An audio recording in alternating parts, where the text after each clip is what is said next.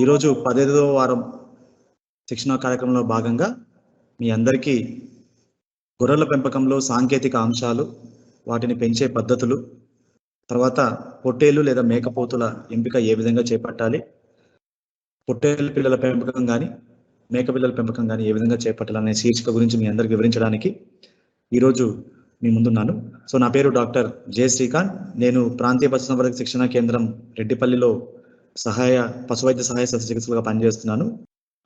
జీవాల పెంపకం, దాని ప్రాముఖ్యత మరియు దాంట్లో ఉన్న పెంపు పద్ధతులు ఏ విధంగా ఉంటుందనేది ఈరోజు మనం చూస్తాం. అదేవిధంగా పొట్టేలు లేదా మేకపోతు ఎంపిక ఏ విధంగా చేపట్టాలి, అదేవిధంగా పొట్టేలు పిల్లల పెంపకం ఏ విధంగా చేపట్టాలి, ఈ 3 శీర్షికలకు సంబంధించి ఈరోజు మీ ముందు వివరించడం జరుగుతుంది. సో జీవాల పెంపకం ప్రాముఖ్యత గురించి ఆల్రెడీ ఇంతకు ముందు సెషన్లోనే మనము పెంపకం విధానాలు, తర్వాత ఆవశ్యకత, ఎందుకు పెంచాల్సి వస్తుంది, ఎందుకు పెంచుకుంటున్నారనే దాని గురించి మనం చర్చించాం. సో సాధారణంగా ఏ రైతైనా జీవాల పెంపకం మీద దృష్టి సారించడానికి ముఖ్య కారణం వాటి నుంచి లభించే మాంసం ద్వారా ఆదాయాన్ని గణించడానికి కోసమే జీవాల పెంపకం చేపడుతుంటాడు. మాంసాన్ని పొందడానికి కావచ్చు, లేదా వాటి నుంచి లభించిన సంతతిని అమ్మకం ద్వారా లభించే లాభాల ద్వారా తను ముందుకు సాగుతూ ఉండడం జరుగుతూ ఉంటుంది. కనుక జీవాల పెంపకాన్ని ఈ విధంగా చేపట్టడం జరుగుతుంది. సో పాడి పశువుల నిర్వహణతో పోల్చినప్పుడు జీవాల పెంపకం చాలా సులభంగా ఉంటుంది. ఎందుకంటే వీటి శరీర పరిమాణం చిన్నదిగా ఉంటుంది కనుక వీటి బాగోగులు చూసుకోవడం కావచ్చు, వీటి యాజమాన్య పద్ధతులు పాటించడం కావచ్చు, లేదా వివిధ రకాల ఇతర యాజమాన్య పద్ధతులు పాటించడానికి కావచ్చు, పాడి పశువులతో పోల్చడం చాలా సులభంగా ఉంటుంది కనుక చాలా మంది వీటి మీద ఎక్కువ దృష్టి సారించడం జరుగుతుంది. ఒక ఎకరం భూమిని మన వద్ద ఉన్నప్పుడు ఆ ఎకరం భూమి నుంచి లభించే పశుగ్రాసం ద్వారా కేవలం 4 నుంచి 5 పశువులను మాత్రమే మనం పెంచుకోవడం జరుగుతుంది, పాడి పశువులు అయితే. అదే జీవాలైతే కనీసం 20 నుంచి 25 జీవాల వరకు మనం పెంచుకునే అవకాశం ఉంటుంది కనుక సో ఉన్న కొద్ది భూమితోనే ఆ నిష్పత్తిని చూసుకున్నప్పుడు ఎక్కువ సంఖ్యలో జీవాల్ని పెంచుకోవచ్చు కనుక చాలా మంది వీటి మీద దృష్టి సారించడం జరుగుతుంది.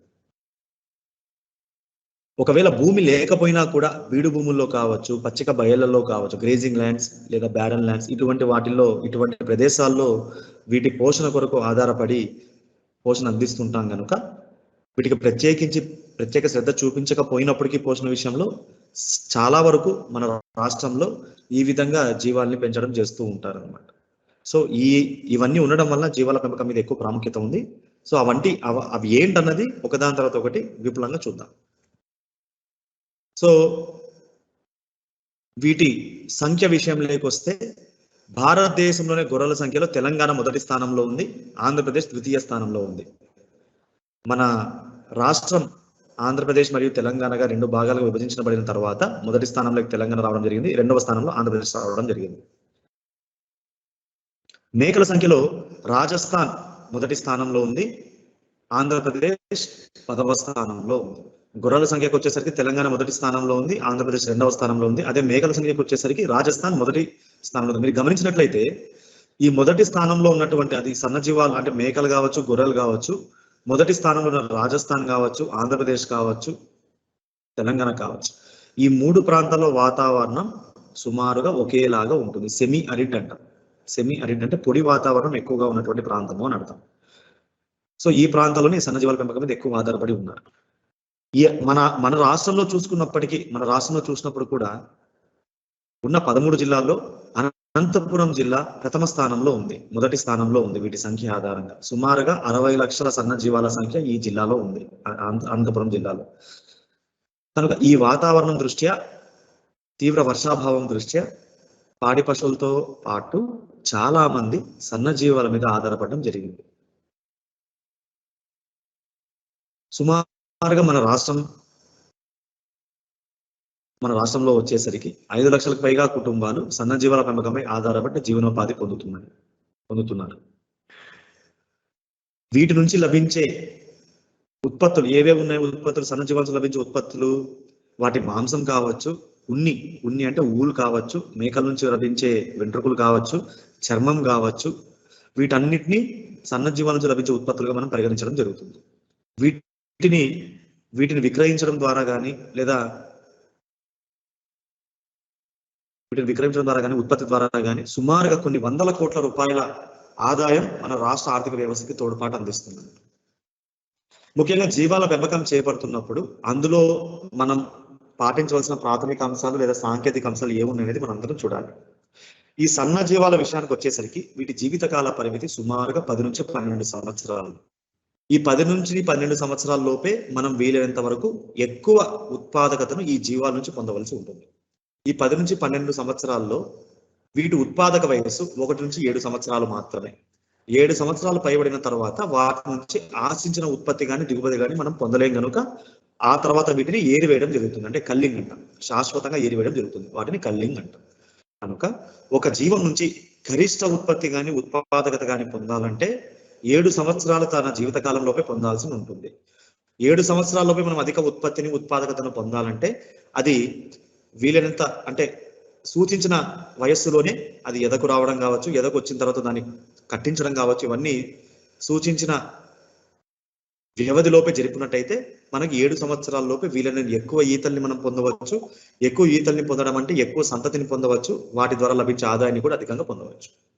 సుమారుగా ఏ జాతి అయినప్పటికీ, ఏ రకం అయినప్పటికీ ఈ సన్నజీవాలు యుక్త వయసుకు వచ్చే వయస్సు 9 నుంచి 10 మాసాలు. అంటే సంవత్సరం లోపే ఇవి యుక్త వయసుకు రావడం జరుగుతాయి. కాబట్టి ఆ ఒక్క సంవత్సరం వయసుకు రాగా 9 నుంచి 10 మాసాలు లేదా 1 సంవత్సరం, ఆ 9 నుంచి 10 మాసాల వయసుకి అవి యుక్త వయసుకు రాగానే ఎక్కువ ఆలస్యం చేయకుండా వాటికి తగిన పోషణను అందించి సకాలంలో వాటికి జత కలిపి అంటే ఆడజీవాల్ని మగజీవాలతో జత కలిపి ప్రత్యుత్పత్తికి సహకరించినట్లయితే వాటి ద్వారా మనం అధిక సంతతిని పొందవచ్చు. సుమారుగా వీటి గర్భావధి కాలం లేదా చూడి కాలం 150 రోజులు, 5 నెలలు లేదా 5 నెలల 5 రోజులు అంటాం. 155 రోజులు. యావరేజ్ గా చెప్పాలంటే 142 నుంచి 152 రోజుల వరకు ఉంటుంది. సో ఇది వీటిలో ఉన్నటువంటి చూడి కాలం. మీరు గమనించినట్లయితే ప్రతి 5 నెలలకి ఒకసారి చూడిని పూర్తి చేయడం జరుగుతుంది. కనుక సంవత్సరానికి 2 ఈతలు లేదా కనీసం ప్రతి 2 సంవత్సరాలకి 3 ఈతలు మనం వీటి నుంచి పొందినట్టయితే వీలైనంత వరకు ఎక్కువ ఆదాయం ఆ రైతు పొందవచ్చు. సో ఈ విధంగా 7 సంవత్సరాలకు మనం చూసుకున్నట్లయితే 7 సంవత్సరాలు మొదటి సంవత్సరం తీసేస్తే 6 సంవత్సరాల ఉత్పాదక వయసు మాత్రమే 6 సంవత్సరాల ఉత్పాదక వ్యవధి మాత్రమే మన వద్ద ఉంటుంది. ఆ 6 సంవత్సరాలని మనం ప్రతి 2 సంవత్సరాలుగా అంటే 2 ఇయర్స్ ఒక వ్యవధిగా మనం విభజించినట్లయితే 3 వ్యవధులు వస్తాయి. ప్రతి వ్యవధికి 3 ఈతలు అనుకున్నప్పుడు 3 ఇంటూ 3 వ్యవధులు అంటే ఉదాహరణకు చెప్తున్నాను, ప్రతి 2 సంవత్సరాలకి మనము 3 ఈతలు పొందినట్లయితే గొర్రెల్లో లాభదాయకం. అదే మేకల్లో అయితే ప్రతి సంవత్సరానికి 2 ఈతలు పొందాలి. గొర్రెల విషయానికి వచ్చేసరికి ఉత్పాదకత వయసు 6 సంవత్సరాలే కనుక 6 సంవత్సరాలకి ఎన్ని ఈతలు పొందాలి? ఇప్పుడు నేను చెప్పిన నిష్పత్తి 2 సంవత్సరాలకి 3 ఈతల ప్రకారంగా చూసుకున్నట్లయితే 6 సంవత్సరాలకి 9 ఈతల్ని మనం పొందినట్టు అవుతుంది. 9 ఈతలు అంటే ఒక్కొక్క ఈతకు సుమారుగా గొర్రెలైతే ఖచ్చితంగా ఒక పిల్లనైతే జన్మనిస్తుంది. కనుక ఒక గొర్రె తన జీవిత కాలంలో ఒక మంచి ఉత్పాదకత వ్యవధిలో అది కనీసం 9 సంఖ్యలో ఉన్నటువంటి తన సంతతికి జన్మనిస్తుంది. అంటే 9 పిల్లలకి జన్మనిస్తుంది అని అర్థం. అంత మాత్రం మనం వాటి నుంచి పొందినట్టయితే అది లాభదాయకం. లేకపోతే చాలా నష్టాలతో మనం ముందుకు సాగడం జరుగుతుంది. అదే మేకల్లో అయితే ట్విన్నింగ్ శాతం అనేది 50%. ట్విన్నింగ్ అంటే కౌలలు జన్మించే శాతం 50% ఉంటుంది. అదే గొర్రెల్లో అయితే కేవలం 20% మాత్రమే ఉంటుంది. వీటిలో మేకలు 3 పిల్లలు జన్మించడం కూడా సర్వసాధారణం. కాబట్టి సంవత్సరానికి 2 ఈతల ప్రకారంగా చూసుకుంటే 6 సంవత్సరాల తన జీవిత కాలంలో సుమారుగా 12 ఈతల్ని వేయడం జరుగుతుంది. ప్రతి ఈతకి సుమారుగా కనీసం 2 పిల్లల్ని జన్మించినట్లు అవుతుంది. కనీసం 12 ఈతలు, ఒక ఈతకి 2 పిల్లలు అనుకున్నప్పుడు యావరేజ్ గా 2 పిల్లలు, 1.5 నుంచి 2 పిల్లలు అంటాం. సో ఈ విధంగా వాటి ఉత్పాదక వ్యవధిలో వీలైనంత వరకు ఎక్కువ సంతతిని మనం పొందినట్లయితే ఈ పెంపకం అనేది లాభదాయకంగా ఉంటుంది. సో యుక్త వయసు 9 నుంచి 10 మాసాలకు వస్తుంది. ఎదకు వచ్చే ఋతువులు అయితే మీ అందరికి తెలిసిందే, వర్షాకాలంలో అధికంగా ఇవి ఎదకు రావడం జరుగుతుంది. సో గొర్రెల విషయానికి వచ్చేసరికి వేసవిలో 15 నుంచి 20% మాత్రమే, అంటే మందు 15 మాత్రమే ఎదకు రావడం జరుగుతుంది. అదే జూన్ జూలై వర్షాకాలం మాసంలో అయితే సుమారుగా మందులో ఉన్నటువంటి 70 నుంచి 80% ఎదకు రావడం. శీతాకాలం అంటే అక్టోబర్ నవంబర్లో అయితే 10 నుంచి 15% ఎదకు రావడం జరుగుతుంది. కనుక ఈ వ్యత్యాసాలు ఉన్నాయి కనుకనే గొర్రెల విషయానికి వచ్చేసరికి ప్రతి సంవత్సరానికి 2 ఈతలు మనం లెక్కించడం లేదు. దాని చూడి కాలం 5 నెలలు అయినప్పటికీ, కేవలం 5 నెలలు అయినప్పటికీ మనము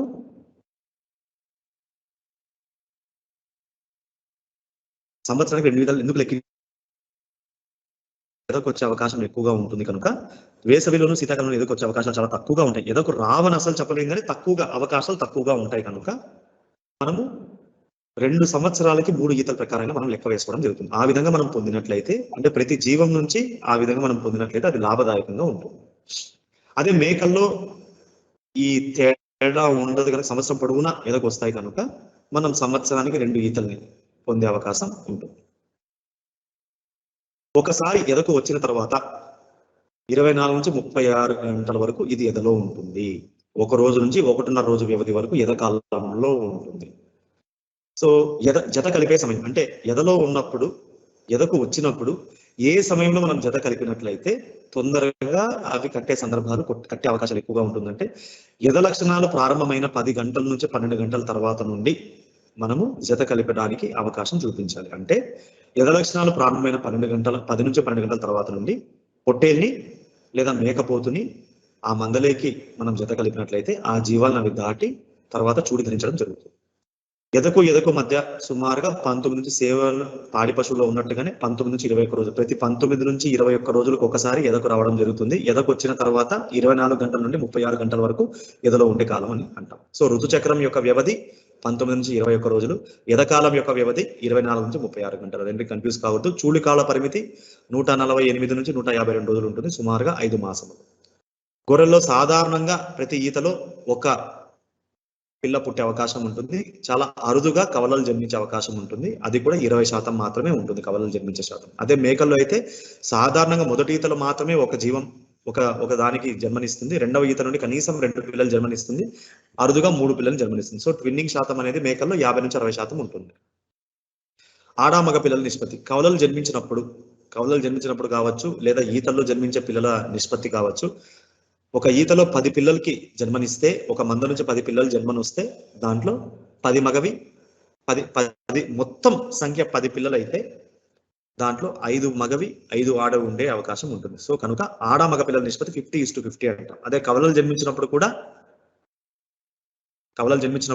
వాటి నిష్పత్తి 50:50 అంటే రెండు కవలల్లో 2 పిల్లలు జన్మనిస్తే ఒకటి మగది ఒకటి ఆడది పుట్టే అవకాశం ఎక్కువగా ఉంటుంది. అది మీరు చూసుకోవాలి. ఈనిన తర్వాత ఒకసారి అది ఎదకొచ్చిన తర్వాత జత కలిపిన తర్వాత ఈనిన తర్వాత 45 నుంచి 60 రోజుల వ్యవధి వరకు మనం గ్యాప్ ఇచ్చి ఆ తర్వాత మళ్ళీ ఎదకొచ్చిన వెంటనే జత కలపాల్సిన అవసరం ఉంటుంది. సో కాబట్టి సర్వీస్ పీరియడ్ అనేది ఈనిన తర్వాత 45 to 60 డేస్ ఉంటుంది. ఈతకు మధ్య ఎడమ కనీసం 7 నుంచి 8 మాసాలు అంటే ఆ 150 రోజుల చూడి కాలము ప్లస్ ఈ 45 రోజులు కలుపుకున్నప్పుడు మనకు సుమారుగా 7 నుంచి 8 మాసాలు వస్తుంది. సో ఈతకు మధ్య ఎడమ 7 నుంచి 8 మాసాలు చూసుకోవాలి. ఈ 7 నుంచి 8 మాసాల ప్రకారంగా 8 మాసాల ప్రకారంగా మనం లెక్క వేసుకున్నప్పుడు 2 ఏళ్లకు ఎన్ని మాసాలు ఉంటాయి? 24 మాసాలు. ఆ 24 మాసాలను ఈ 8 మాసాలతో భాగిస్తే మనకు వచ్చేది 3 అంటే 3 ఈతలు వచ్చే అవకాశం ఉంటుంది. తర్వాత వాటి నుంచి లభించిన సంతతిని మనం పోషించుకుంటూ పెంచుకుంటూ ఫ్యాటనింగ్ స్టేజ్ అంటే మాంసం కోసం పెంచుకుంటున్నప్పుడు 6 నుంచి 9 మాసాల వయసులో మనం వీటిని విక్రయించినట్లయితే మనకి మంచి లాభాలు వచ్చే అవకాశం ఉంటుంది. సో ఫ్యాటనింగ్ కోసం మనం పోషించుకోవాల్సిన లేదా పెంచుకోవాల్సిన వ్యవధి ఎంతంటే 6 నుండి 9 మాసాలు. ఒక జీవం నుంచి ఒక గొర్రె గాని మేక గాని బాగా పరిపక్వత చెందిన ఒక జీవం నుంచి ఒక రోజుకి మనకు లభించే గరిష్ట ఎరువు దిగుబడి 1/2 కిలో అంత పెంట వస్తుంది. అదే ఒక పిల్ల నుంచి అయితే సుమారుగా 1/2 కిలో 0.25 కిలోస్ వస్తుంది అన్నమాట. ప్రతి సంవత్సరం ఒక మందలో ఉపయోగపడని వాటిని ఏరివేయడానికి అంటే కల్లింగ్ అంటాం. ఉపయోగపడని వాటిని కావచ్చు లేదా పనికిరాని వాటిని ఏరివేయటం అంటాం. పనికిరాని వాటిని ఏరివేయడానికి కల్లింగ్ అంటాం. ఇది ప్రతి సంవత్సరం జరపాలి. మందలో 5 నుంచి 10% వరకు ఉంటుంది. ఈ 5 నుంచి 10% వరకు ఈ కల్లింగ్ రేట్ ఉంటుంది. ఈ కల్లింగ్ రేట్ మనం తప్పనిసరిగా పాటించాల్సి ఉంటుంది. తర్వాత టెక్నో ఎకనామిక్ పారామీటర్స్ అంటాం. శాస్త్రీయ ఆర్థిక సూచికలు అంటాం. ఇవి మందలో మనం ఖచ్చితంగా పాటించాలి. ఒక మందలో ప్రతి 25 జీవాలకి ఒక పొట్టేల్ని లేదా ఒక మేకపోతుని తప్పనిసరిగా మనం ఆ నిష్పత్తిని పాటించాలి. ఎందుకంటే ఆ నిష్పత్తిని పాటించినప్పుడు మాత్రమే ఆ మందలో ఉన్న అన్ని జీవాలు ఎదకొచ్చినప్పుడు దాటడానికి వీలుగా ఉంటుంది. కనుక ఆ నిష్పత్తిని తప్పనిసరిగా పాటించాలి. కొనుగోలు చేసినప్పుడు ఆడగొర్రెలని ఒక ఈతలోపే ఉండాలి. అంటే ఒక ఈత కూడా పూర్తి చేసుకొని అయి ఉంటే మనకు లాభదాయకంగా ఉంటుంది. Class sir AHA class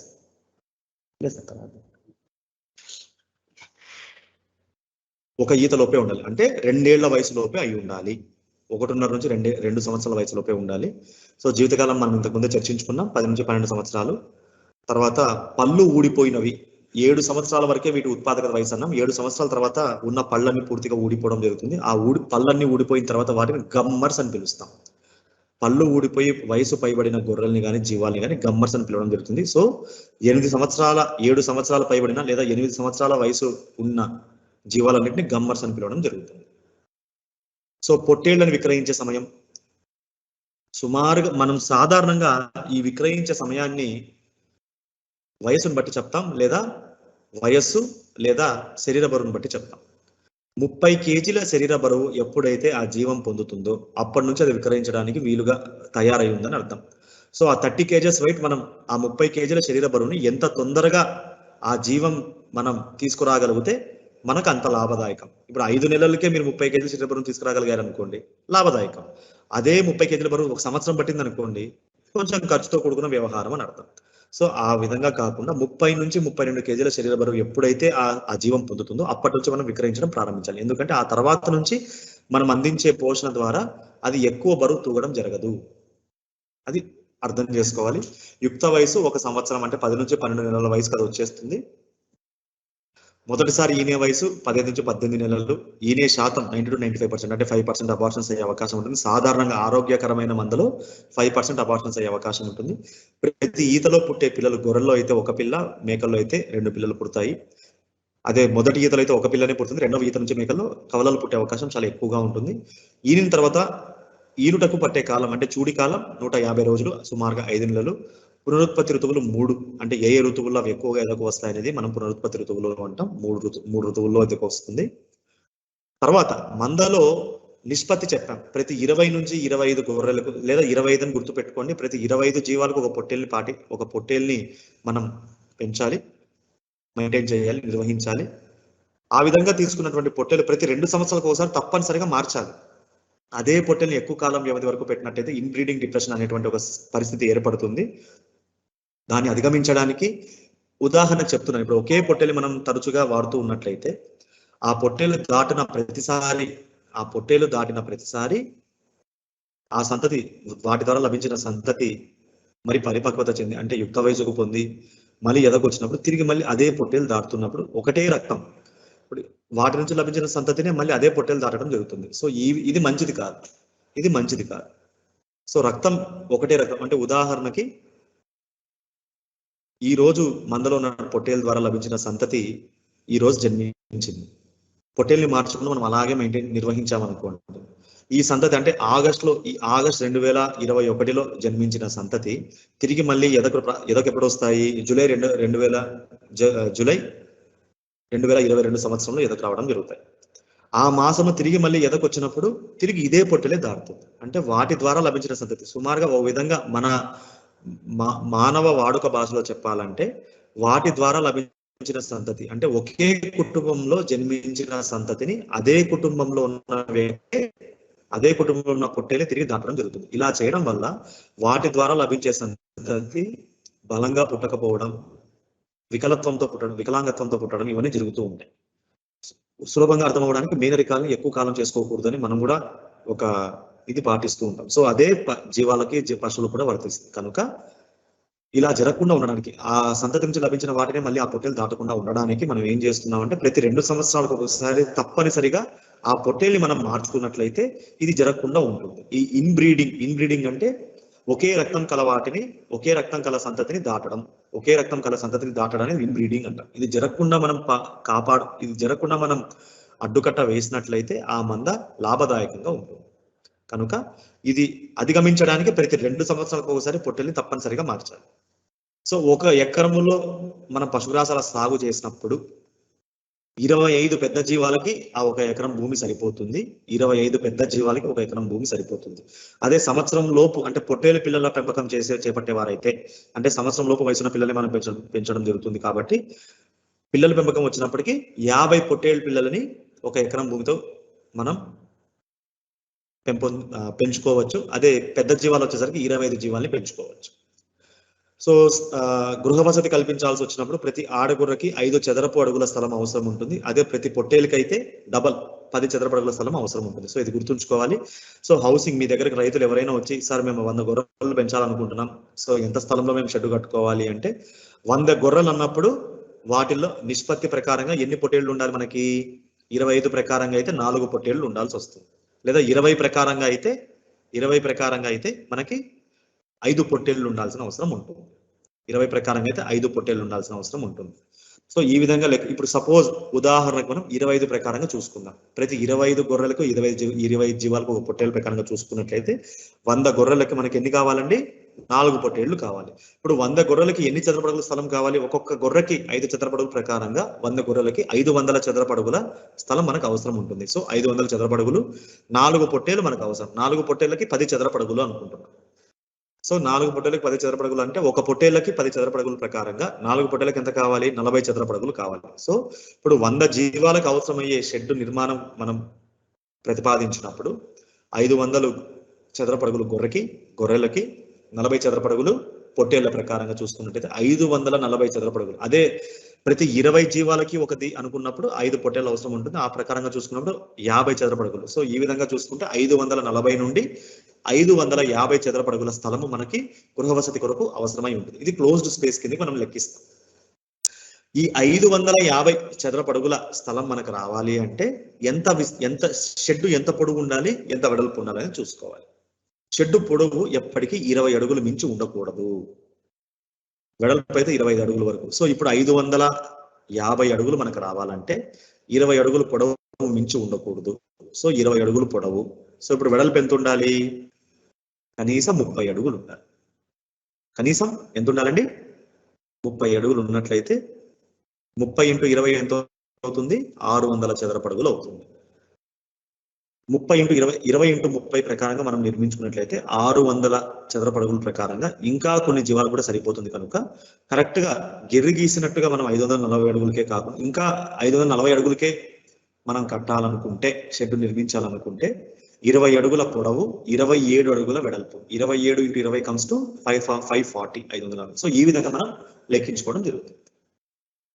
so వీటి వల్ల ప్రయోజనాలు, సో వీటి కొనుగోలు ఖరీదు కానీ వీటి నిర్వహణ కానీ ఇవన్నీ చిన్నగా ఉండడం వల్ల, తక్కువగా ఉండడం వల్ల సన్నకారు చిన్నకారు రైతులకి, భూమి లేని వాళ్ళకి, నిరుపేదలకి ఇది ఉపాధి కల్పిస్తుంది.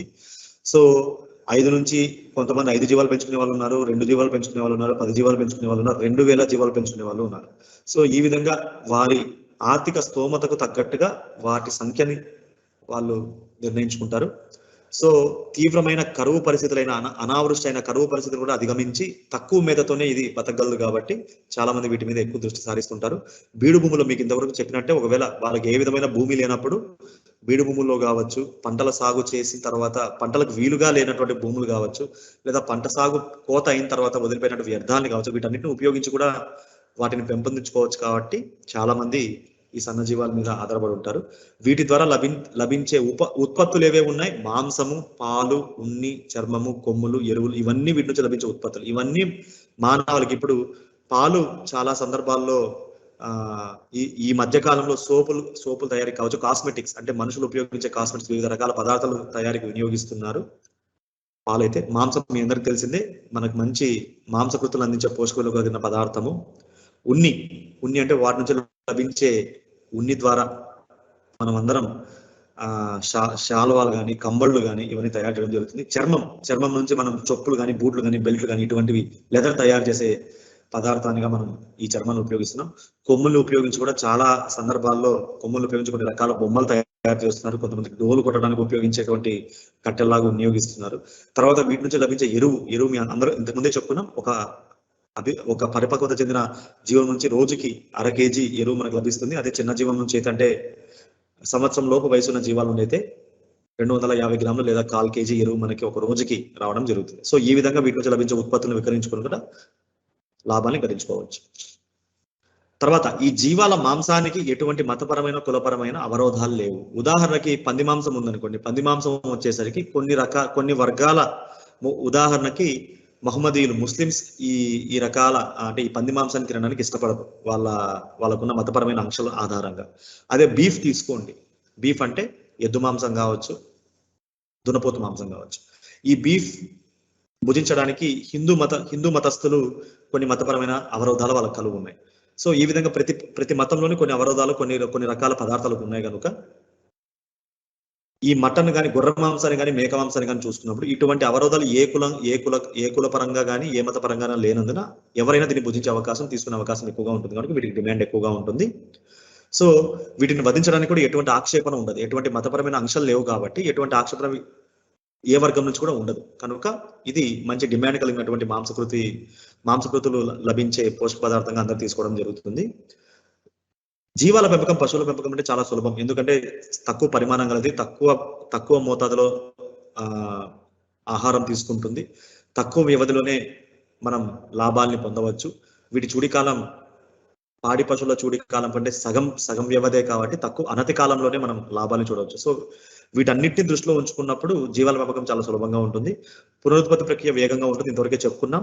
ఎందుకంటే కేవలం చూడికాలం 5 నెలలే కాబట్టి ప్రతి సంవత్సరానికి 2 ఈతలు తీసుకునే అవకాశం ఉంటుంది, లేదా ప్రతి 2 సంవత్సరాలకి 3 ఈతలు తీసుకునే అవకాశం చాలా అధికంగా ఉంటుంది కనుక చాలా మంది వీటి మీద మక్కువ చూపుతున్నారు. సో మేకల పెంపకం, మేకల్ని పేదవాడి ఆవుగా పరిగణిస్తాం, పూర్ మ్యాన్స్ కౌ అంటాం మేకల్ని. ఎందుకంటే పాల ఉత్పత్తి కూడా 0.5 లీటర్ నుంచి 1 లీటర్ వరకు ఇస్తుంది. సో మేకల్ని ఇందు కారణం చేత పేదవాడి ఆవుగా మనం పరిగణిస్తడం జరుగుతుంది. గొర్రెల్ని పెంచే పద్ధతిలో గొర్రెలు గ్రేజింగ్ చేస్తాయి, అంటే భూమికి బాగా దగ్గరగా ఉన్నటువంటి పశుగ్రాసాన్ని సంగ్రహించి పెరగడం జరుగుతుంది. అదే మేకలైతే చెట్టు మీద ఉన్నటువంటి ఆకుల్ని తినడం జరుగుతుంది. దాన్ని బ్రౌజింగ్ అంటాం. బ్రౌజింగ్ అంటే వెనకల కాళ్ళ మీద నిలబడి ముందర కాళ్ళు పైకెత్తి చెట్టు కొమ్మల మీద ఉన్నటువంటి లేత ఆకుల్ని తీసుకోవడం జరుగుతుంది. ఈ పద్ధతి మనం బ్రౌజింగ్ అంటాం. సో మేకలు తీసుకున్నటువంటి పదార్థాల్లో ఆకులు ఉంటాయి, ముళ్ళ పొదల మీద ఉన్నటువంటి ఆకులు కావచ్చు, ముళ్ళ పొదల్లో ఉన్న చిన్న లేత ముళ్ళులు కావచ్చు, కలుపు మొక్కలు కావచ్చు, కాయలు, విత్తనాలు, ఇవన్నీ ఒకటి కాదు, ఇటువంటివి ఏవైనా వివక్ష లేకుండా అన్నింటినీ తీసుకొని పెరుగుతుంది కాబట్టి. సో ఈ మధ్యకాలంలో తిరిగి మళ్ళీ మేకల పెంపకం మీద దృష్టి సారిస్తున్నారు. కాకపోతే ఇంతకు ముందు మేకలు పెంచినప్పుడు చెట్లన్నీ నిర్వీర్యం అయిపోతాయనే ఉద్దేశంతో ప్రభుత్వం ప్రోత్సహించేది కాదు. ఎందుకంటే లేత ఆకులు తీసుకోవడం వల్ల వాటి చెట్లు యొక్క పెరుగుదల, అంటే నాటిన మొక్కల యొక్క పెరుగుదల క్షీణించి ఉండడం కాబట్టి ఎడారిగా మారే అవకాశం ఉంటుందని ఆ మిస్నామర్తో అప్పట్లో ఉండేవాళ్ళు. సో ఇప్పుడు అవంతా లేకుండా మేకల పెంపకం మీద కూడా సరి అయిన అవగాహనతో ముందుకెళ్తున్నారు.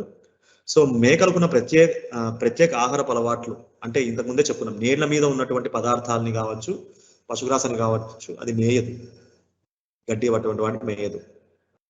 కాబట్టి ఈ మేకల్ని పెంచుకున్నప్పుడు, అదే గొర్రెల్ని పెంచుకున్నప్పుడు నేల మీద ఉన్న ప్రతి గడ్డిని మేసేస్తుంది. దీనివల్ల సాయిల్ ఎరోషన్ జరుగుతుంది. అంటే గాలులు వీచినప్పుడు నేల మీద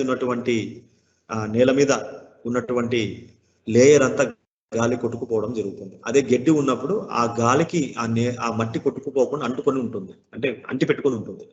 సో అటువంటప్పుడు ఆ గడ్డినంతా మేసినప్పుడు సాయిల్ ఎరోషన్ అంటే అక్కడ ఉన్నటువంటి వీస్తున్న గాలికి అక్కడ ఉన్నటువంటి మట్టి అంతా కొట్టుకుపోవడం జరుగుతుంది. మీ అందరికి తెలిసిందే, భూమి పైన మొదటి లేయర్ ఎప్పటికీ ఫర్టైల్ సాయిల్. ఆ ఫర్టైల్ సాయిల్ కొట్టుకొని పోయిందంటే దానికి సాయిల్ ఎరోషన్ అంటాం. సో గొర్రెల్ని పెంచడం వల్ల సాయిల్ ఎరోషన్ జరుగుతుంది, అదే మేకల్ని పెంచడం వల్ల డెసర్టిఫికేషన్ జరుగుతుంది. ఒకప్పుడు ఉన్నటువంటి సాంప్రదాయం. సో ఇప్పుడు వీటన్నిటిని అధిగమించి చేసుకునే అవకాశం ఎంతైనా ఉంటుంది కనుక వాటి ఆహారపు అలవాట్లను దృష్టిలో ఉంచుకొని పెంపకందారులకు సరైన అవగాహన కల్పించాల్సిన అవసరం ఉంటుంది. సో రెండింటిని, గొర్రెల్ని మేకల్ని పోల్చినప్పుడు మేకల్ని పెంచుకోవడమే లాభదాయకం. ఎందుకంటే వాటి నుంచి లభించే సంతతి అధికంగా ఉంటుంది. సో వాటికి అందించే పోషణ పదార్థాలకి అది ఎక్కువ రకమైన ఎక్కువ రేంజ్ ఆఫ్ పదార్థాలను తీసుకుంటుంది. ఆకుల్ని, గింజల్ని, కాయల్ని, ముళ్ళ కంపల్ని, వీటన్నిటిని తీసుకునే అవకాశం ఉంటుంది కనుక. గొర్రెలు అయితే కేవలం గడ్డిని మాత్రమే మేస్తుంది కనుక. సో ఈ విపక్ష మేకలకు ఉండదు కాబట్టి మనం మేకల మీద ఎక్కువ దృష్టి సారించినట్లయితే అనతి కాలంలోనే మంద వేగంగా అభివృద్ధి చెందుతుంది. ఒకవేళ మందని అభివృద్ధి చేసుకోవాలనుకున్న వాళ్ళకి 1 సంవత్సర కాలంలోనే మేకల మంద డబల్ అవుతుంది. అలా కాకుండా మనం వాటి నుంచి మాంసం కోసం వాటి సంతతిని అమ్ముకోవాలనుకుంటే ప్రతి సంవత్సరం మనకు 2 ఈతలు లభించడం వల్ల, కవలలు ఎక్కువగా జన్మించడం వల్ల మనకి అధిక లాభం మేకల పెంపకం నుంచి ఎక్కువగా ఉంటుంది. తర్వాత మనుషులు తీసుకునేటువంటి పోషణలో కూడా మేక మాంసమే శ్రేష్టమైనది. గొర్రె మాంసం కంటే మేక మాంసమే శ్రేష్టమైనది. గొర్రె నుంచి లభించే మాంసాన్ని మటన్ అంటాం, మేకల నుండి లభించే మాంసాన్ని చివాన్ అంటాం. సో చివానే శ్రేష్టమైనది కనుక మేకలే మనకు లాభదాయకం. తర్వాత వ్యాధుల విషయానికి వచ్చేసరికి మేకలే చాలా బలంగా తట్టుకుంటాయి వ్యాధుల్ని. గొర్రెల కంటే మేకలే చాలా బలంగా తట్టుకుంటాయి కనుక మేకల పెంపకమే చాలా లాభదాయకం. వీటి అవసరాలు, నీటి అవసరాలు, ఆహార అవసరాలు కూడా గొర్రెల కంటే మేకల అవసరాలు చాలా తక్కువ. కాబట్టి మేకల పెంపకం చేపట్టేటప్పుడు ఒక గేదెను పెంచే ఖరీదులో కేవలం 20% ఖర్చుతోనే పెంచవచ్చు. అంటే ఒక గేదెను పెంచడానికి అయ్యే ఖర్చుతో 5 మేకల్ని మనం పెంచవచ్చు. సో ఇది మనకి నిష్పత్తి. కేవలం 6-8% దానా వంతు మాత్రం మేకలకు సరిపోతుంది. పెద్ద పశువులు అంటే పాడి పశువులకు అందించే 6-8వ వంతు దానా మాత్రమే దీనికి సరిపోతుంది. మేకల్లో పునరుత్పత్తి వేగంగా ఉంటుంది. అంటే 18 మాసాల్లో 2 ఈతలు ఖచ్చితంగా వస్తాయి. 2-3 పిల్లల నుంచి అవకాశాలు కూడా ఎక్కువగా ఉంటాయి. వ్యాధి నిరోధక శక్తి ఎక్కువగా ఉంటుంది. సో ఒక మాటలో చెప్పాలంటే మేకల పోషణ గొర్రెల పోషణ కంటే లాభదాయకంగా ఉంటుంది. ఇది చెప్పడానికి ఈ అంశాలన్నిటి మీ ముందు ఉంచడం జరుగుతుంది. సో జీవాల పెంపకంలో మీ అందరికి తెలిసిందే ఎక్స్టెన్సివ్ సిస్టమ్, విస్తృత పద్ధతి. ఎటువంటి గృహ వసతి కల్పించాం, కంప్లీట్ గా ఆరు బయట మనం మేపడం జరుగుతుంది. సెమీ ఇంటెన్సివ్, పగలంతా బయట మేపుతాము. అనావృష్టి పరిస్థితులు అంటే తీవ్రమైన వర్షం పడుతున్నప్పుడు కానీ లేదా రాత్రి పరిస్థితుల్లో చలికాలంలో కానీ షెడ్డులో వసతి కల్పించడం. ఇది పాక్షిక సాంద్ర పద్ధతి. అస్సలు పూర్తిగా షెడ్డులో మాత్రమే పెంచి షెడ్డులోనే అన్ని కల్పించడానికి ఇంటెన్సివ్ సిస్టమ్ అంటాం. ఇది మీ అందరికి తెలిసింది, ఇంతకు ముందు చెప్పుకున్నాం. సో దీని గురించి మరి ప్రత్యేకించి వేరే చర్చ లేకుండా మనం ముందుకెళ్తాం. సో రొటేషనల్ గ్రేజింగ్, ఇక్కడ ఇది ఒక్కటి మనం గుర్తుంచుకోవాలి. రొటేషనల్ గ్రేజింగ్ అంటే భ్రమణ మేత పద్ధతి. ఒకే పొలంలోనే తరచూ ఆ జీవాల్ని మేపకుండా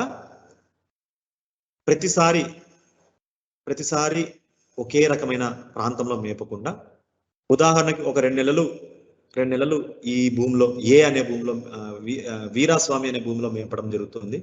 3 నెలల తర్వాత వన్నూరు స్వామి,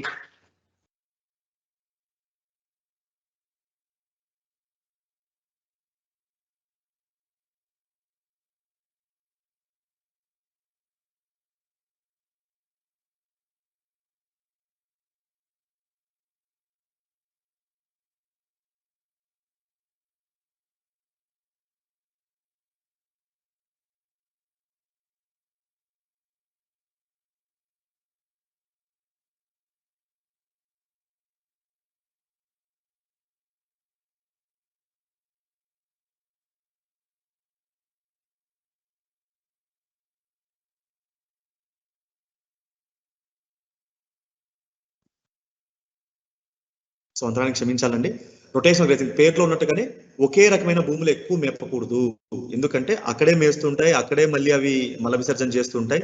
ఒకవేళ అంతర్పరాణ జీవులు ఏమైనా ఉంటే వేరే జీవాలు ఆ ప్రాంతంలో మేసినప్పుడు తిరిగి మళ్ళీ ఆ విసర్జించినటువంటి మలం నుంచి ఆ అంతర్పరాణ జీవులు లోపలికి ప్రవేశించి వ్యాధిని కలగజేసే అవకాశం ఉంటుంది. కాబట్టి ఇది నిర్మూలించడానికి మనం ఏం చేయాలంటే ఒకే రకమైన పొలంలో కాకుండా 4-5 పొలాల్ని ఆల్టర్నేట్ గా పెట్టుకొని ఒకసారి ఏ అనే పొలంలో, ఒకసారి బి అనే పొలంలో, ఇంకొకసారి సి అనే పొలంలో, ఆ విధంగా తిరుగుతోలాలి. అంటే ఇప్పుడు మేసినటువంటి ప్రాంతంలో తిరిగి మళ్ళీ అది మేయాలంటే కనీసం 1 సంవత్సర కాలం పట్టేటట్టుగా మనం ప్లాన్ చేసుకోవాలి. ఇలా ప్లాన్ చేసుకునే దాన్ని మనం భ్రమణ మేత పద్ధతి అంటాం. సో మొదటి భాగంలో 2వ మేత అందించడానికి తగినంత గడ్డి పెరుగు. సో ఇది మీకు అర్థం అవడానికి చెప్పాను. ఒక ప్రాంతంలో తిరిగి మళ్ళీ మేసిన ప్రాంతంలో తిరిగి మళ్ళీ అది మేయాలంటే తిరిగి సంవత్సర కాలంలో మళ్ళీ అక్కడికి వచ్చే విధంగా మనం ప్రణాళిక రచించుకోవాలి. ఉదాహరణకి మనకు 1 ఎకరా భూమి ఉందనుకోండి. ఆ ఉన్నటువంటి 1 ఎకరా భూమిలోనే 4 భాగాలుగా విభజించుకోవాలి. ఆ 4 భాగాలుగా విభజించుకోవడానికి మధ్యలో కంచెలు ఏర్పాటు చేసి ఉంటాం. సో ప్రతి 25 సెంట్లకి ఒక కంచె ఏర్పాటు చేస్తాం. మేస్తున్నప్పుడు, మేపకు వదిలినప్పుడు ఆ 4 భాగాన్ని ABCD అని 4 రకాలుగా 4 పేర్లతో మనం విభజించుకున్నప్పుడు మొదటిసారి ఏ అనే ప్రాంతంలో మేస్తాం. ఒకసారి మేపించిన తర్వాత తిరిగి మళ్ళీ అవసరం వచ్చినప్పుడు దాన్ని 1 నెల 2 నెలల తర్వాత దాన్ని బి అనే ప్రాంతంలో మనము మేపు కోసం పంపిస్తాం. ఆ బి అనే ప్రాంతంలో కూడా 2 నెలల పాటు మేసిన తర్వాత మళ్ళీ సి అనే ప్రాంతంలోకి పంపిస్తాం. తర్వాత అక్కడ నుంచి 2 నెలల తర్వాత డి అనే ప్రాంతంలోకి పంపిస్తాం. తిరిగి మళ్ళీ ఏ అనే ప్రాంతంలో కానీ తిరిగి మళ్ళీ అదే ప్రాంతంలో మేయాలంటే కనీసం 10 నెలల కాలం పడుతుంది. 8-10 నెలలు లేదా సంవత్సరాల కాలం పట్టే అవకాశం ఉంటుంది. సో ఈ విధంగా పాటించినట్లయితే అంతర్పరాణ జీవుల బెడద నుంచి మనం కాపాడుకోవచ్చు. అదొకటి. రెండోది, ఏ అనే ప్రాంతంలో మనం సూపర్ నేపియరో లేకపోతే SSG కాకుమార్జనలో వేసుకొని పెంచుతాం. బి అనే దాంట్లో పెళ్లి పెసర వేసి ఉంటాం, సి అనే దాంట్లో స్టైలో వేసి ఉంటాం. సో ఈ విధంగా మనం క్రోడీకరించి వర్గీకరించి పశుగ్రాస పెంపకాన్ని కూడా చేసి పట్టే అవకాశం ఉంటుంది. మీ పశు పోషణలో మనం చెప్పింది ఏంటంటే వాటికి అందించినటువంటి పోషణలో మనము ధాన్యపు జాతి, కాయ జాతి అని చెప్పడం జరిగింది. ధాన్యపు జాతి నుంచి ముప్పావు వంతు పోషణ అందించాలి. అదే కాయ జాతి నుంచి మనం పావు వంతు పోషణ అందించాలి. సో ఈ విధమైన నిష్పత్తిని కూడా పాటించడానికి ఈ రొటేషన్ లేదా భ్రమణమేత పద్ధతి మనకు అవకాశం కల్పిస్తుంది. పాక్షిక సాంద్ర పద్ధతి మీ అందరికి తెలిసిందే కాబట్టి రిపీట్ చేయట్లేదు. సాంద్ర పద్ధతి, సో దీన్ని సాంద్ర పద్ధతికి ఇంకో పేరు జీరో గ్రేసింగ్ పద్ధతి. అంటే గ్రేజింగ్ కి మనం బయటకు వదలం, ఏదైనా షెడ్ లోనే అందిస్తాం అనమాట. ఏదైనా షెడ్ లోనే అందిస్తున్నాం కాబట్టి దీన్ని జీరో గ్రేసింగ్ పద్ధతి అంటాం. ఖర్చు ఎక్కువగా ఉంటుంది. పాక్షిక సాంద్ర పద్ధతి ఓ మాదిరిగా ఉంటుంది. అదే విస్తృత పద్ధతిలో అసలు ఏ మాత్రం ఖర్చు ఉండదు, అతి తక్కువ ఖర్చుతోనే మేపొచ్చు. కాకపోతే దీంట్లో నష్టాలు ఎక్కువగా ఉంటాయి, ఆశించిన ఫలితాలు ఎక్కువగా ఉండవు. సో ఇవి మేపు పద్ధతులు. సో తాగునీటి అవసరం వచ్చేసరికి ప్రతి జీవం యొక్క శరీర బరువులో 10 నుంచి 12% వరకు మనం దానికి నీరు అందించాల్సిన అవసరం ఉంటుంది. దీన్ని గుర్తుంచుకోవాలి. సో కనీసం 25 కేజీల బరువు ఉన్న వాటికైతే రోజుకి 2.5 లీటర్ల వరకు మనం నీటిని అందించాల్సిన అవసరం ఉంటుంది. స్వచ్ఛమైన నీరు అందించాలి, కలుషితమైన నీరు అందించకూడదు. ఎందుకంటే ఆ నీరు నుంచే ఎక్కువ శాతం పరాన్నజీవులు కానీ ఇవన్నీ కూడా లోపల ప్రవేశించే అవకాశం ఉంటుంది. కనుక నీటి తొట్టెలను ఏర్పాటు చేసి స్వచ్ఛమైన, శుద్ధమైన, పరిశుభ్రమైన నీటిని అందించాలి. చల్లనీటిని అందించరాదు. సో ఇప్పుడు ఈ సూత్రాలతో మేలైన పొట్టెలు మేకపోతు ఎంపిక ఏ విధంగా చేయొచ్చు. ఎందుకంటే పొట్టెలు లేదా మేకపోతునే సగం మంద అంటాం. వాటిని అవి ఒకవేళ మనం నిర్వహిస్తున్నటువంటి పొట్టేలు కావచ్చు, మేకపోతు కావచ్చు, మంచి జాతి లక్షణాలు కలిగి మేలైన లక్షణాలు కలిగి ఉంటే వాటి ద్వారా లభించే సంతతి కూడా మంచి లక్షణాలు కలిగి ఉండి జన్మించడం జరుగుతుంది. కాబట్టి ఒక మంద వేగంగా అభివృద్ధి చెందాలన్నా, ఆరోగ్యకరంగా తయారాలన్నా, పుష్టిగా ఉండాలన్నా పొట్టేలు ముఖ్య పాత్ర పోషిస్తుంది. కనుక పొట్టేలే మందలో సగం, అంటే పొట్టేలే సగం మంద, ఒక పొట్టేలే సగం మందతో సమానం అనే దీన్ని మన పెద్దలు ఆల్రెడీ ఈ విధంగా సూచించడం జరిగింది. ఎందుకనేది ఎలా ఎంపిక చేసుకోవాలని ఇప్పుడు చూద్దాం. సో ఇంతకుముందు చెప్పుకున్నట్టుగానే జీవాల పెంపకంలో విత్తనం పొట్టేలు లేదా పొట్టేలును బట్టి మంద అభివృద్ధి 50% ఆధారపడి ఉంటుంది. కనుక విత్తనం పొట్టేలు లేదా మేకపోతును మందకు సగం బలం అని అంటున్నాం. మనందరూ ఇందాకే చర్చించుకున్నాం. ఎందుకంటే అక్కడ లభించే సంతతి కేవలం పొట్టేలు యొక్క సామర్థ్యం మీద ఆధారపడి ఉంటుంది. కనుక ఈ విధంగా మనం లెక్కించడం జరుగుతుంది. ఒక గొర్రె నుండి కావచ్చు, మేక నుంచి కావచ్చు, సంవత్సర కాలంలో 1 నుంచి 2 పిల్లలు, ఎక్కువగా 1 లేదా 2 అంతకంటే ఎక్కువ పిల్లల్ని పొందే అవకాశం లేదు. కానీ ఒక విత్తనపు పొట్టేలు నుండి సంవత్సర కాలంలో కనీసం 30 నుండి 50 పిల్లలు జన్మించే అవకాశం ఉంటుంది. ఇది ఎలా అనేది మీకు వివరిస్తాను. ఇప్పుడు మనకు ఒక మందలో 100 గొర్రెలు ఉన్నాయనుకుందాం. మనం చెప్పిన నిష్పత్తి ప్రకారంగా ప్రతి 20 నుంచి 25 లేదా కన్ఫ్యూజన్ లేకుండా ప్రతి 25 జీవాలకు ఒక పొట్టేలు అంటున్నాం. అంటే ఎన్ని జీవాలకు ఒక పొట్టేలు ఉంది? ఇప్పుడు ప్రతి 20 జీవాలకు ఒక పొట్టేలు ఉంది. ఆ 20 జీవాల్లో ప్రతి జీవం సంవత్సరానికి ఎన్ని పిల్లల్ని జన్మనిచ్చే అవకాశం ఉంటుంది? ప్రతి జీవం అంటే ఆడగొర్రెను చూసుకున్నప్పుడు సంవత్సరంలో ఒకసారి లేదా 2 సార్లు ఎదకొచ్చే అవకాశం ఉంటుంది. సో ఒకసారి ఎదకొచ్చి చూడి ధరిస్తే 1 లేదా 2 పిల్లలు జన్మనిచ్చే అవకాశం ఉంటుంది. గొర్రె అయితే, మేకైతే 3 పిల్లలు జన్మనిచ్చే అవకాశం ఉంటుంది. అదే 2 సార్లు ఎదకొచ్చింది అనుకుందాం. 2 సార్లు ఎదకొచ్చింది, 2 సార్లు కట్టి 2 సార్లు ఈనిందని అనుకుందాం. అప్పుడు చూసుకున్నప్పుడు 2 గీతలు వస్తాయి కనుక సంవత్సర కాలంలో 2 పిల్లలు లేదా 3 పిల్లలు జన్మించే అవకాశం ఉంటుంది. అంటే ఒక సంవత్సర కాలంలో ఒక ఆడగొర్రె నుంచి మాక్సిమం గరిష్టంగా మనము 3 నుంచి 4 పిల్లలు పొందే అవకాశం ఉంటుంది. 2 ఈతలు ఈంతే. అదే ఒక ఈతే ఈంతే కేవలం 1 నుంచి 2 పిల్లలు మాత్రం పొందే అవకాశం ఉంటుంది. కానీ ఒక సంవత్సర కాలంలో ఒక పొట్టేలు సుమారుగా ఆ నిష్పత్తి ప్రకారం మనం మెయింటైన్ చేస్తున్నాం కాబట్టి ఆ 25 గొర్రెల్ని దాటే అవకాశం ఆ మేకపోతుకి లేదా పొట్టేలుకి మాత్రమే ఉంది. కనుక ఆ 25 గొర్రెల నుంచి లభించే సంతతిలో 50% లక్షణాలు పొట్టేలు లక్షణాలే ఉంటాయి. కాబట్టి ఒక పొట్టేలు నుంచి ఒక సంవత్సరం కాలంలో మనకు లభించే గరిష్ట సంతతి సంఖ్య ఎంత అంటే కనీసం 30 నుంచి 50 పిల్లలు అని అర్థం. కనుకనే వాటి నిర్వహణ కావచ్చు, వాటి లక్షణాలని బట్టి మనం గుర్తించడం కావచ్చు చాలా జాగ్రత్తగా చేపట్టాలి. నాణ్యమైన పొట్టేలు లేదా మేకపోతు లేకపోతే 20 నుంచి 50 పిల్లలు వికలత్వంతో పుట్టి లేదా సరైన లక్షణాలతో పుట్టకపోతే అది నష్టమా లాభమా? నష్టమే. అదే మంచి ఆరోగ్యకరంగా మంచి ఎత్తు మంచి శరీర బరువుతో పుట్టినట్లయితే అది లాభమే. కనుక ఒక పొట్టేలు లేదా మేకపోతుని మెయింటైన్ చేసేటప్పుడు చాలా జాగ్రత్త వహించాలి. వాటి పట్ల మనం నిర్లక్ష్యం వహించినట్లయితే చవి చూడని నష్టాలను చూడాల్సి వస్తుంది. సో ఒక పొట్టేలు నుంచి సుమారుగా మనకి 30 నుంచి 50 పిల్లలు జన్మించే అవకాశం ఉంటుంది ఒక సంవత్సరంలో. సో ఇది దీంట్లో ఉన్న సామర్థ్యం. దీన్ని గమనించుకొని గుర్తుంచుకొని ముందుకెళ్ళాలి. ఒక ఆరోగ్యకరమైన లేదా శ్రేష్టమైన పొట్టేలు మందలో ఉంటే, శ్రేష్టమైన పొట్టేలు అంటే స్పష్టమైన జాతి లక్షణాలు కలిగి ఉండాలి. స్పష్టమైన జాతి లక్షణాలు కలిగి ఉంటే వాటి ద్వారా లభించే సంతతి కూడా స్పష్టమైన జాతి లక్షణాలు. ఇప్పుడు ఉదాహరణకు ఇక్కడ జోడిపి, ఈ జోడిపి లక్షణాలు కలిగినటువంటి పొట్టేల్ని మీరు మందలో పెట్టుకున్నట్లయితే వాటి ద్వారా లభించే సంతతి కూడా 50% జోడిపి లక్షణాలతో పుడతాయి. లేదా ఒకవేళ తల్లులు కూడా అక్కడ ఉన్నటువంటి 6 జోడిపి గొర్రెలే అయితే స్వచ్ఛమైన జోడిపి గొర్రెలు, స్వచ్ఛమైన జోడిపి పిల్లలే జన్మించే అవకాశం ఉంటుంది. సో ఆ విధంగా జాతి లక్షణాలు స్పష్టంగా ఉంటాయి, దృఢంగా ఆరోగ్యంగా ఉంటాయి.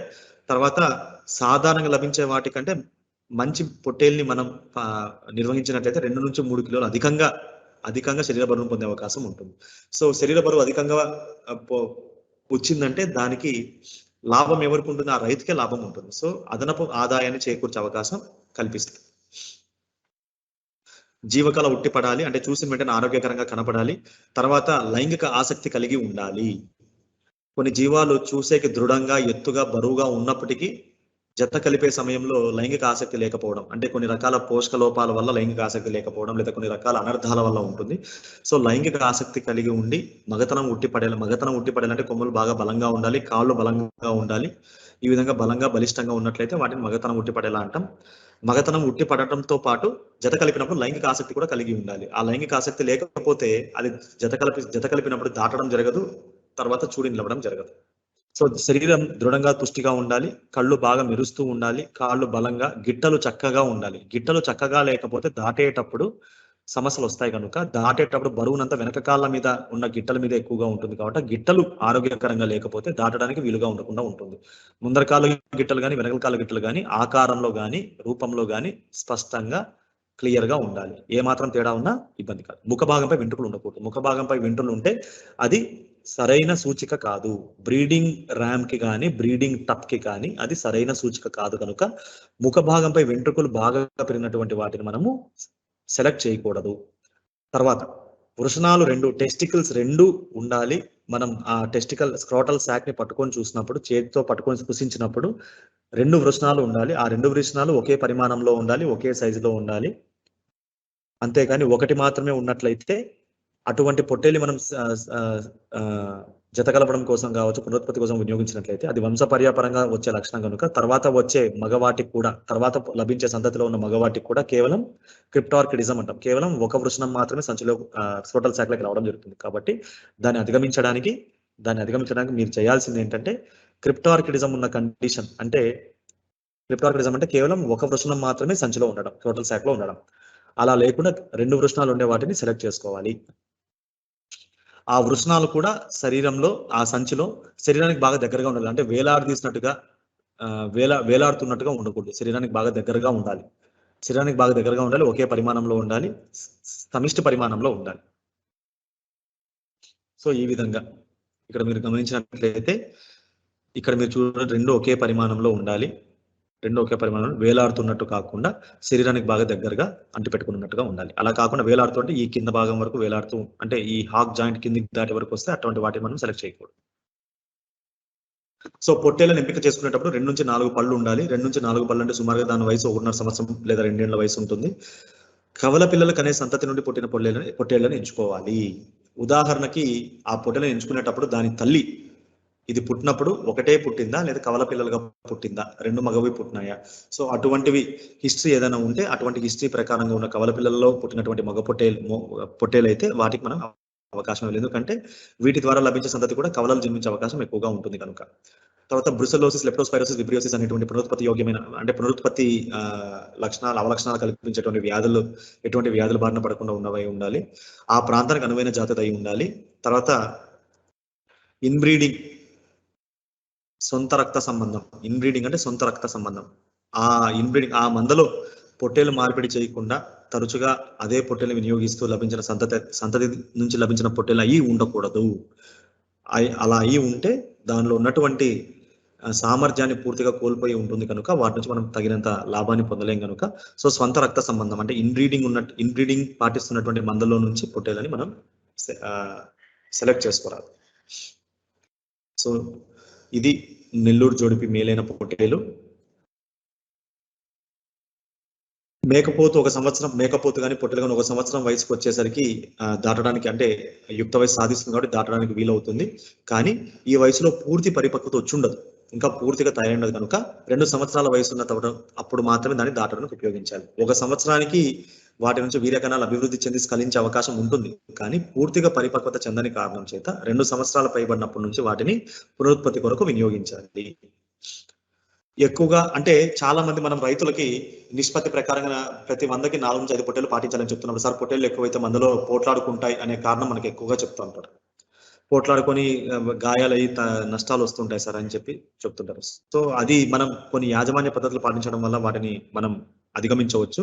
ఆ కారణం చేత వాళ్ళు సెక్స్ రేషియో పాటించకపోతే చాలా నష్టాలు చూడాల్సి వస్తుంది. అంటే ఎదలో బ్రీడింగ్ సీజన్కి వచ్చేసరికి ఎదలేకి ఎక్కువ, ఒకవేళ ఉదాహరణకి 100 జీవాలు ఉన్న దాంట్లో కేవలం ఒక పొట్టేల్నే లేదా ఒక మేకపోతేనే మెయింటైన్ చేస్తున్నప్పుడు రైనీ సీజన్ లో అంటే వర్షాకాలంలో సుమారుగా 50% ఎదకొస్తాయి అనుకుంటున్నాం. 50 to 70% ఎదకొస్తాయి. అంటే సుమారుగా 100లో 70 వరకు ఎదకొచ్చాయి అనుకోండి. ఒక పొట్టేలు ఎన్ని దాటగలదు మాక్సిమం? ఒకసారికి ఒక రోజుకి కనీసం 4 నుంచి 5, అంతకన్నా ఎక్కువ దాటలేదు. కనుక ఈ నిష్పత్తిని మనం మెయింటైన్ చేయడానికి కనీసం 4 నుంచి 5 ఉంటే ఒక్కొక్కటి 5 వరకు దాటచ్చు. ఇప్పుడు అదే 5 పొట్టేళ్ళు అదే 5 పొట్టేళ్ళు ఒక రోజులో కనీసం 25 నుంచి 30 జీవాల్ని దాటచ్చు. ఎదకాలం 24 నుంచి 36 గంటలు కనుక తిరిగి మళ్ళీ మరుసటి రోజు మళ్ళీ ఒక 25 జీవాల వరకు దాటే అవకాశం ఉంటుంది. సో ఈ విధంగా చేసుకుంటే 50 జీవాల్ని 2 రోజుల్లో దాటే అవకాశం ఉంటుంది కనుక ఈ నిష్పత్తిని మనం పాటించాలి. సో ఇదంతా చెప్పడానికి పొట్టేలు ఒక 20 జీవాలకు మనం మెయింటైన్ చేసినట్లయితే ఇదే సగం మంద అని చెప్పడానికి ఇది ఒక చిన్న సూచిక. ప్రతి 2 ఏళ్లకు ఒకసారి మార్చాలి. ఎందుకంటే పొట్టేల్ని కానీ మేకపోతుని కానీ మందలో ప్రతి 2 ఏళ్లకు ఒకసారి మార్చాలి. ఇది తప్పనిసరిగా పాటించాలి. ఎందుకంటే ఆల్రెడీ ఇంతకు మునిపే అది దాటిన తర్వాత లభించిన సంతతి తిరిగి మళ్ళీ ఆ పొట్టేలు దాటకూడదు. సొంత రక్తాన్ని దాటినట్లు అవుతుంది. సేమ్ ఇన్బ్రీడింగ్ అవుతుంది. సో అది అధిగమించడానికి ఆ మందలో జన్మించిన ఒక ఆడ గొర్రెపిల్ల యుక్త వయసుకు రావడానికి సంవత్సరం పడుతుంది. సంవత్సరం పట్టి తర్వాత మళ్ళీ తిరిగి అది ఎదకాలానికి రావడానికి మళ్ళీ ఒక 4 నెలలు పడుతుంది. సో ఈ విధంగా తిరిగి మళ్ళీ యుక్త వయసుకు వచ్చి దాటేటప్పటికి ఒకసారి దాటితే పర్వాలేదు, తర్వాత మళ్ళీ రెండోసారి కూడా దాటేంత వరకు మనం ఉంచుకోకూడదు. కానీ వీలైనంత వరకు ఆ ఇన్బ్రీడింగ్ ని పారదోలడానికి అధిగమించడానికి మనము పొట్టేల్ని ప్రతి 2 నెలలకు ఒకసారి మార్చుకున్నట్లయితే సొంత రక్తం కలిగినటువంటి 2 జీవాల మధ్యన ఈ ప్రత్యుత్పత్తి జరగకుండా మనం కాపాడినట్లు అవుతుంది. ఒకవేళ సొంత రక్తం కలిగిన వాటి మధ్య ప్రత్యుత్పత్తి జరిగిందనుకోండి, వాటి ద్వారా చాలా ఆలస్యంగా అవి అంటే వాటి ద్వారా లభించిన సంతతి చాలా ఆలస్యంగా ఎదకొస్తుంటాయి. ఒకవేళ ఎదకొచ్చినా ఈసుకుపోయే ప్రమాదం ఎక్కువ ఉంటుంది. ఒకవేళ ఈసుకుపోకపోయినా దాని ద్వారా లభించిన సంతతి మంచి మనోవైకల్యంతోనూ లేకపోతే అంగవైకల్యంతోనూ జన్మించడం జరుగుతుంది అన్నమాట. అదే కాకుండా చాలా బలహీనంగా తక్కువ శరీర బరువుతో జన్మించడం జరుగుతుంది. సో ఇటువంటివన్నీ జన్మించినప్పుడు మనకు లాభదాయకం కాదు కనుక వీటిని అధిగమించడానికి ప్రతి 2 సంవత్సరాలకు ఒకసారి మనం పొట్టేల్ని మార్చడం జరుగుతుంది. సో ఇలా చేయకుండా ఉంటే జన్యుపరంగా క్షీణిస్తుంది. ఆ మంద జన్యుపరంగా క్షీణించిపోతుంది. అంటే అంతా ఒకే రక్తంగా తయారైపోతుంది కాబట్టి క్షీణిస్తూ పోతుంది అన్నమాట. కాబట్టి ఖచ్చితంగా 2 సంవత్సరాలకు ఒకసారి పొట్టేల్ని మనం మార్చుకోవాలి. తర్వాత మనం నిష్పత్తిని పాటించడంతో పాటు మేకపోతు పొట్టేలు ఆడవాటితో నిష్పత్తిని పాటించడంతో పాటు వాటిని తరచూ ఎప్పుడు మందలో కలిపి తీసుకెళ్ళకూడదు. అలా తీసుకెళ్తే లైంగిక అనాసక్తి పెరిగే అవకాశం ఉంటుంది. అలా కాకుండా మగవాటిని ఆడవాటిని మందలో ఒకేసారి పారదోలకుండా వేరువేరుగా ఉంచాలి. వేరువేరుగా ఉంచినప్పుడు ఎదకొచ్చిన సమయంలో జత కలిపినప్పుడు చాలా ఆసక్తితో, లైంగిక ఆసక్తితో అవి దాటడం జరుగుతుంది. అలా కాకుండా ఒకేసారి ఒకే మందలో పంపించినట్లయితే వాటికి ఆసక్తి లేకుండా దాటడం జరగదు. కాబట్టి తరచూ ఎదలో లేని వాటిని కూడా అది దాటడం జరుగుతుంది. మనం వాటితో కలిపేసాం అనుకోండి, మగవాటిని ఆడవాటితో కలిపేస్తూ మందలో పంపించామనుకోండి, ఎదలో లేని వాటిని కూడా కొన్ని సందర్భాల్లో దాటడం జరుగుతుంది. అలా అనవసరంగా దాటడంతో పాటు అనవసరంగా నీరసపడిపోయి లైంగిక ఆసక్తిని కోల్పోతుంది. కాబట్టి పొట్టేల్ని కావచ్చు, మేకపోతుని కావచ్చు మందలే కలపకుండా విడిగా ఉంచడం మంచిది. సో ఇది బట్టింగ్ అంటాం. ఈ రకమైన బిహేవియర్ మనకి పొట్టేళ్లలో ఎక్కువగా ఉంటుంది. బట్టింగ్ అంటాం. సో ప్రతి 2 సంవత్సరాలకు ఒకసారి మనం పొట్టేల్ని మార్చాలి. అలా ఒక్కొక్క పొట్టేల్ని మందలో మార్చడమే కాకుండా ఎన్ని మందల్లోకి మార్చినప్పటికీ తన జీవితకాలం ఉత్పాదకత వయసు 6 సంవత్సరాలు మాత్రమే లేదా 7 సంవత్సరాలు మాత్రమే కనుక 6 సంవత్సరాలు పైబడిన వాటన్నిటిని కూడా మనం కల్లింగ్ చేయాలి, ఏరి వేయాలి, పూర్తిగా మందలో నుంచి వేరి వేయాలి. తర్వాత వ్యాసెక్టమీ చేసిన పొట్టేల్ని టీజర్ అంటే ఎదలో ఉన్న వాటిని మనం గుర్తించడానికి వ్యాసెక్టమీ చేసినటువంటి పొట్టేల్ని లేదా మేకపోతును వాడతాం. సో వీటి ద్వారా మనం ఎదలో ఉన్న వాటిని గుర్తించవచ్చు. వీటిని టీజర్స్ అంటాం. తర్వాత జత కలిపే సమయంలో కావచ్చు, ఎదకున్నప్పుడు సమయంలో కావచ్చు అదనపు దానా ఇస్తాం. దాన్ని ఫ్లషింగ్ అంటున్నాం. మీ అందరికీ ఇంతకు ముందే చెప్పాం. పోట్లాడుకోకుండా సరైన యాజమాన్య పద్ధతులు పాటిస్తూ మనం పాటించాలి. సో ఇవన్నీ మనం చెప్పుకున్నాం ఇంతకు ముందే. ఈనిన తర్వాత మళ్ళీ జత కలపడానికి 45 నుంచి 60 రోజులు పడుతుంది. ఈతకు మధ్య ఎడమ గుర్రలో 7 నుంచి 10 మాసాలు 8 నుంచి 10 మాసాలు ఉంటుంది. అదే మేకలు అయితే 7 నుంచి 8 మాసాలు ఉంటుంది. మాంసానికి మేలైన వయసు అంటే 8 నుంచి 10 మాసాల వరకు మనం మేపినట్లయితే బాగా తూకం పట్టి అమ్మకానికి వీలుగా ఉంటుంది. అదే మేకలు అయితే 7 నుంచి 8 మాసాలు. మాంసం ఎముకల నిష్పత్తి అంటే దీనిలో డ్రెస్సింగ్ పర్సెంటేజ్ అంటాం. గొర్రెలు అయితే 1:2.6 అంటాం, అంటే 48%. అదే మేకలు అయితే 1:3, దాదాపుగా 33% అంటున్నాం. సో లైవ్ వెయిట్ చూసినప్పుడు డ్రెస్సింగ్ శాతం 46 to 48% ఉంటుంది. ఎరువు దిగుబడి ఇంతకు ముందే చెప్పుకున్నాం మనము 0.5 kgs పర్ డే ఉంటుంది. అదే చిన్నపిల్లలు అయితే 0.25 kgs పర్ డే ఉంటుంది. ప్రతి సంవత్సరం కల్లింగ్ పర్సెంటేజ్ అంటే పెరుగుదల లోపించి పునరుత్పత్తికి ఉపయోగపడినటువంటి వాటిని ఏరివేయడం జరుగుతుంది. సంవత్సరానికి కనీసం 5 నుంచి 10% వరకు మందలో ఉంటాయి. ఇటువంటి వాటిని గుర్తించి ఏరివేయాలి. సో మీటింగ్ సిస్టమ్ ఇందాక చెప్పుకున్నట్లుగానే ఎల్లప్పుడూ మనం ఒకే మందలో కలిపి ఉంచకూడదు, వాటిని వేరుగా ఉంచాలి. సాయంత్రం పూట మాత్రమే వాటిని పంపించినట్లయితే మీటింగ్ జరుగుతుంది. ఇది పాటించినట్లయితే అనవసరంగా వీర్యాన్ని వృధా చేయదు, అనవసరమైన వాటిని దాటకుండా ఉంటుంది. సో పోట్లాడుకోకుండా ఉండడానికి ఇది మనకు అవకాశం కల్పిస్తుంది కనుక ఇవన్నీ చూస్తూ ఉండాలి. సో ఇవన్నీ మనం ఆల్రెడీ చెప్పుకున్నాం మీటింగ్ సిస్టమ్స్ గురించి. సో మనం ఎంచుకున్నటువంటి మేకపోతు పొట్టేల్లో బ్రుసెలోసిస్, విబ్రియోసిస్, లెప్టోస్పిరా ఇటువంటి వ్యాధులు ఉండకూడదు.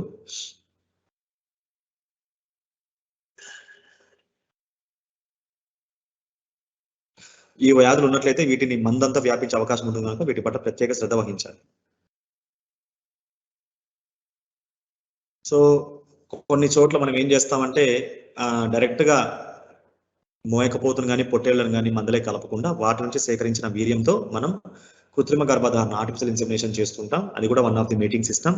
దాంట్లో ఫ్రోజన్ సెమెన్ వాడతాం లేదా ఫ్రెష్ సెమెన్ వాడడం జరుగుతుంది. సో ఇలా చేసినట్టయితే స్పెక్యులం అనేటువంటి ఒక పరికరాన్ని ఉపయోగించి దాని ద్వారా గర్భధారణ చేయడం జరుగుతుంది. గుర్తుపెట్టుకోవాలి. కాకపోతే దీనివల్ల మనకున్న డిసడ్వాంటేజ్ ఏంటంటే కేవలం 40% మాత్రమే కన్సప్షన్ రేట్ ఉంటుంది. సో ఈ విధంగా మనం ఏ ప్రాక్టీస్ చేసే మెథడ్ ఇది. సో ఇప్పుడు పొట్టేలు పిల్లల ఎంపిక అంటే పొట్టేలు పిల్లల పెంపకం చేపట్టిన వాళ్ళు ఎటువంటి పిల్లలు ఎంపిక చేయాలంటే 3 నెలల వయసు దాటిన వాటిని మాత్రం ఎంపిక చేయాలి. ఎందుకంటే 3 నెలల వరకు వాటి తల్లి వద్దనే ఉండాలి. వీనింగ్ అనేది 3 నెలల వయసు తర్వాతనే చేస్తాం. అంతవరకు తల్లిపాల నుంచి వాటికి లభించిన పోషకాలు లభిస్తాయి కనుక 3 నెలలు పైబడిన వాటిని మనం కొనుగోలు చేయాలి, లేదా పాలు మానేసిన వాటిని కొనుగోలు చేయాలి, లేదా చిన్నగా కొమ్ములు మొలిచిన వాటిని కొనుగోలు చేయాలి.